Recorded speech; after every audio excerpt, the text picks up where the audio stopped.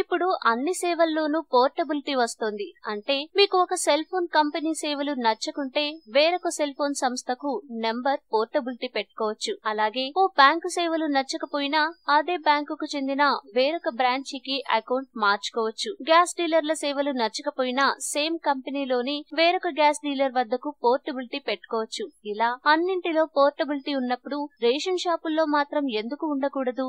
సరిగ్గా ఇదే ఆలోచన సివిల్ సప్లైస్ అధికారులకు వచ్చింది. రేషన్ తీసుకునే వారికి నాణ్యమైన సేవలు అందించేందుకు సివిల్ సప్లై అధికారులు రేషన్ పోర్టబిలిటీని తీసుకొచ్చారు. దీంతో రేషన్ కార్డు ఉన్న వాళ్ళు వాళ్లకు కేటాయించిన షాపులోనే కాకుండా దగ్గరలో ఉన్న ఏ డీలర్ నుంచైనా రేషన్ సరుకులు తీసుకోవచ్చు. జూన్ 1 నుంచే రేషన్ పోర్టబిలిటీ ప్రారంభిస్తోందన్నారు civil supplies commissioner C V Anand. Greater లోనే కాకుండా ఆధార్ అనుసంధానంతో త్వరలోనే రాష్ట్రం మొత్తంలో ఈ సేవలు విస్తరిస్తామని తెలిపారు. హైదరాబాద్ సిటీలో ఈ పాస్ విధానం అమలవుతున్న 1545 రేషన్ షాపుల్లో ప్రయోగాత్మకంగా గురువారం నుంచి రేషన్ పోర్టబిలిటీ అమలు కానుంది.